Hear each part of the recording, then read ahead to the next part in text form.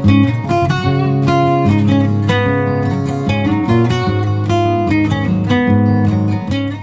y'all, and welcome back to Wendy's Weight Watcher Journey. I'm Wendy.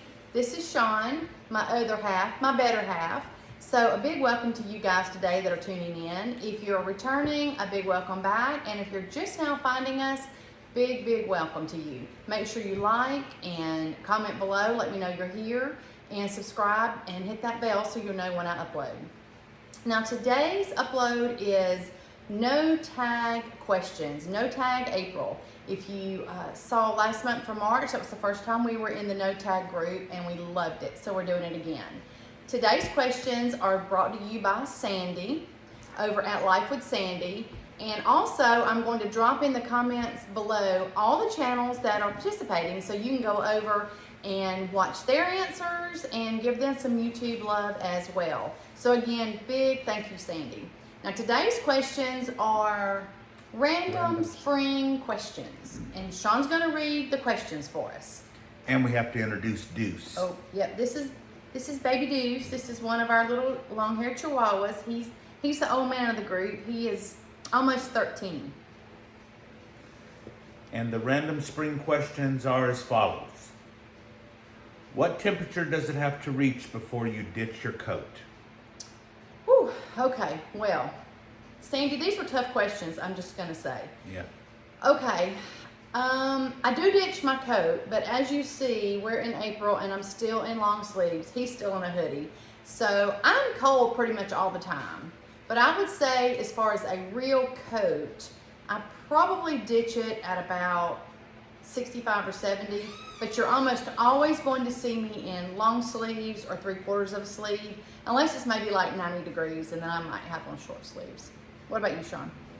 I think probably 68. It's a good temperature because with all this, when I was a little bit heavier, sometimes I didn't even wear a jacket because it just didn't seem like I was cold. But now that I've lost a little bit of weight, I'm cold all the time. So 68's mine, 67, I guess, 65 is Wendy. I just attributed it to me getting older as to why I was cold all the time. Maybe it's because I'm actually back at goal and I'm a little older. So maybe it's a combination of things. All right. Yeah. And in my car, I put her side of the car at 67 and my side of the car at 69. Really, it's not temperature related. It's because that's the year she was born, that's the year I was born. Bonus answer. There you go. Okay, number 2. Wendy, do you have a green thumb? If yes, what is your favorite thing to grow? No, I do not have a green thumb. My joke is I could kill a plastic plant. Literally, I don't have any plants in my house or any flowers in the yard because I cannot grow them. The only thing I've ever been able to grow, and I think it was accidental because I completely ignored it, was about 35 years ago, someone gave me a purple African violet. It was gorgeous. I set it on the table under my lamp and I ignored it. If I thought about it, I gave it a little water. If I didn't, I didn't. And that thing probably was this big. And I probably had it about 2 years before it did finally die. So that's the only thing. What about you, Sean? I'd say I have a green thumb, but I don't grow anything because one, I don't have time, nor do I have the patience to grow stuff. I do all my grocery shopping, growing, gardening at Winn-Dixie.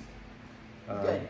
All right. Okay. And he takes care of the yard. That's pretty much Yeah, a green now our thumb. yard looks great. Yes, our yard is nice, and that's thanks to his green thumb in the yard. And this is Sabin. Yeah, this is the other long-haired Chihuahua. He is almost 11 years old. And they're brothers. Brothers. Okay, question number 3. What's your favorite thing to do with the extra hour of daylight? Okay, I had to think about this one. I'm not really a yard person to get out in the yard, so you need extra daylight for that. I do like to get out and walk, so it is nice to have that extra hour. But I think what I enjoy the most is when we get that extra hour of daylight, we tend to grill more. And we can sit outside in the garage and we pull out the Traeger and we'll grill something for a couple days to put in the fridge. So I think that's what I enjoy the most because we get to hang out outside together. I think so too. It doesn't have any real practical benefit other than when it gets dark early, you kind of want to just wrap things up for the evening. So my favorite thing to do is grill. And if I want to cut the grass, I could cut the grass and I still have plenty of time. Or even if I want to wash the car, I don't do a whole lot of that yeah, anymore. I forgot about that. But sometimes I do. Perfect. Okay. What are your 3 favorite things to bring to a picnic? Okay, Sandy. Again, hard questions. I don't really go to picnics, but if I were to go to picnics, what 3 things I would bring? For sure, I would bring drinks. So I would know that I was getting my favorite drink, which is Pepsi Zero. And they're hard to find, so I would definitely bring that with me.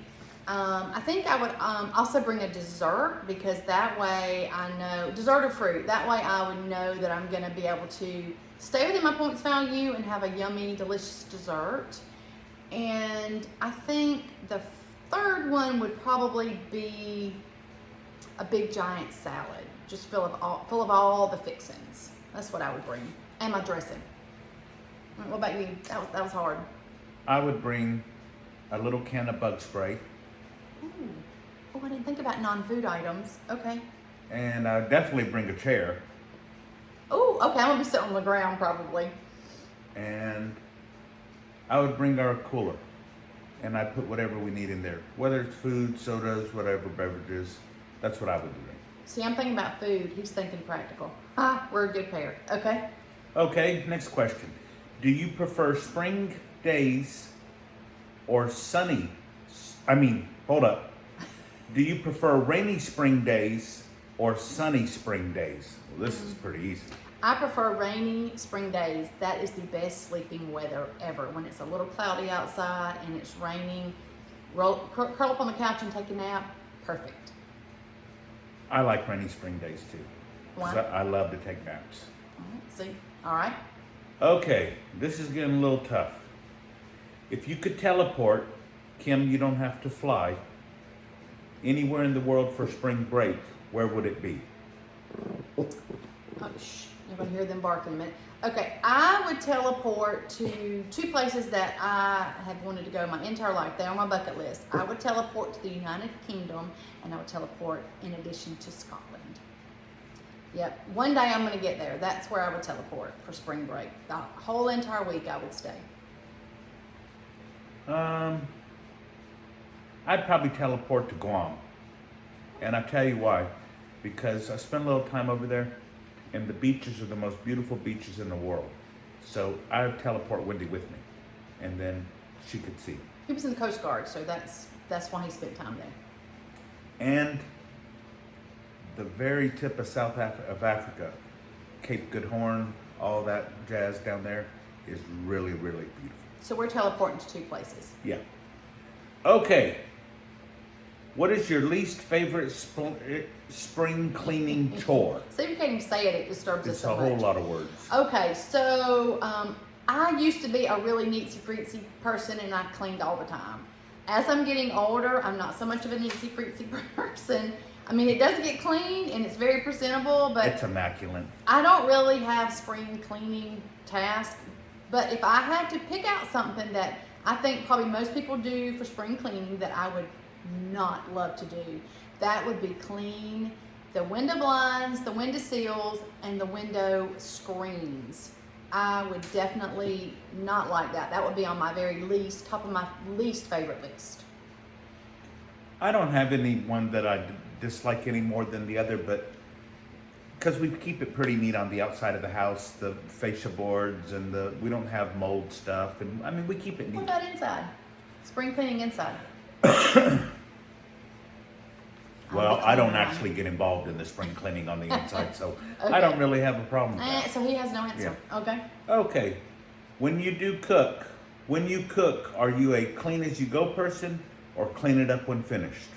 I am a clean as you go person. I am constantly putting in the sink, wiping, rinsing, putting in the dishwasher. I very rarely do I clean up at the very end. I do not like the big mess at the end.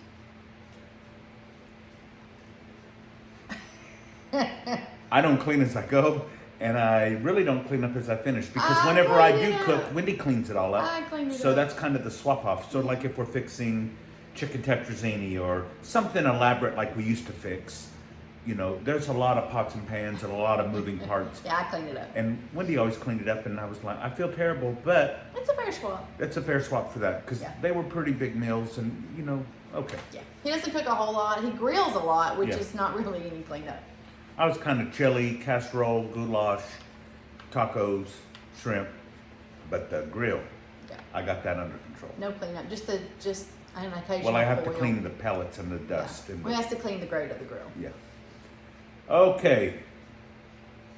What was or is your biggest life challenge you experienced? Well, for me, I'm going to say I think the biggest challenge I have ever experienced was when our son was diagnosed with type 1 diabetes, because I had to learn all that I could learn about the disease so I could help him and teach him, so when he was out on his own, he would be able to take care of himself and do a good job, because his very life depended on it. So for me, that's been my biggest life challenge.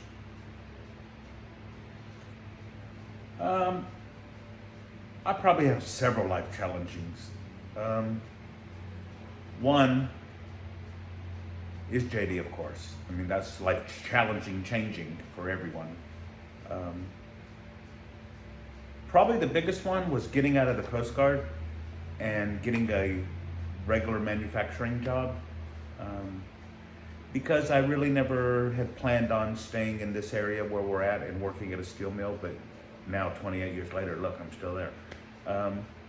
Because I had intentions of going to Louisiana offshore or going to a shipyard or something, because, you know, that's kind of what I was into. But I'd say JD and that was pretty big for me. Okay. What is the one sentimental item you own that you will never get rid of? Okay, you think about that and answer that. I forgot to get mine because I wanted to show it to y'all, so I'm going to let him answer while I get my item. Okay.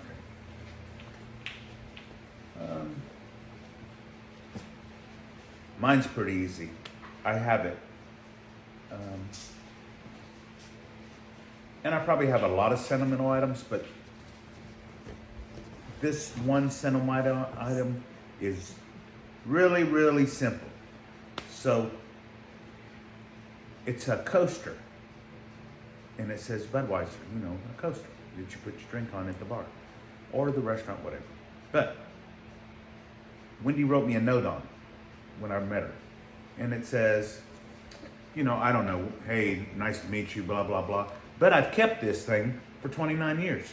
Now I have a I sentimental... didn't know you still had that. Oh, How sweet. yeah. I mean, I have something sentimental for my grandfather. I have something sentimental for my other grandfather.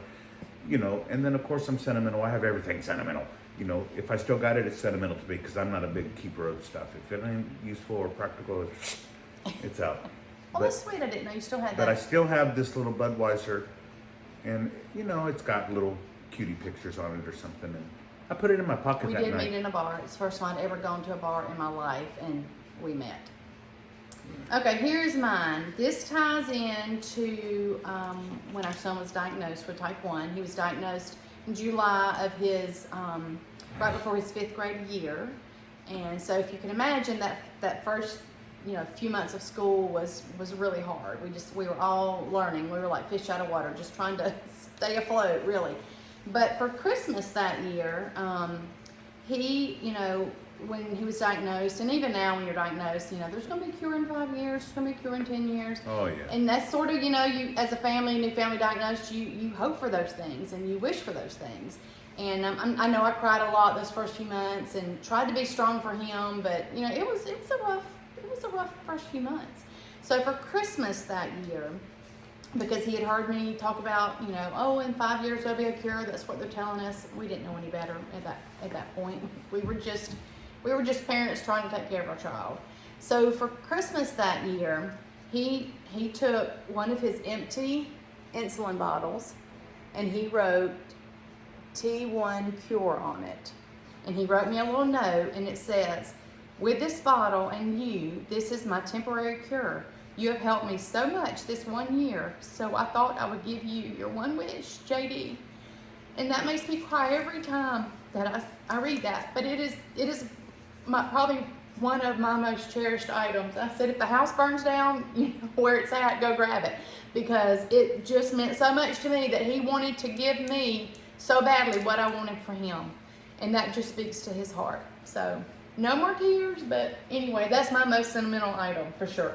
But on that same note about sentimental JD, today he got inducted into the Pi Kappa Pi Honor Society at college, Yes, he's which is the doing- top 3% in the country Doing so well. for all of them. So well. But he neglected to tell us when it was, so we couldn't couldn't go and see it. Goodness. So here's maybe- all this bonus footage for you. Maybe we'll get a picture of it. Probably not, but He's hey, doing so well. He's really doing well. He'll graduate he's knocking next it year. out. Yes, He's knocking it out. perfect. So, but that's my most sentimental item. So, Sandy, you had hard questions this time. Yeah, girl, you need to low up a little bit. Let's get fun ones. But I think this wraps up. There's no bonus question this time for our random spring questions. So I am going to list the questions in the description box because I would love to hear your answers, especially like where you want to go if you could be teleported for spring break and what is your sentimental item. Those important questions, I would love to hear from you, your answers. So anyway, make sure you check out all the other channels that are participating and go give them some YouTube love. And I will catch you next month on No Tag Tuesday.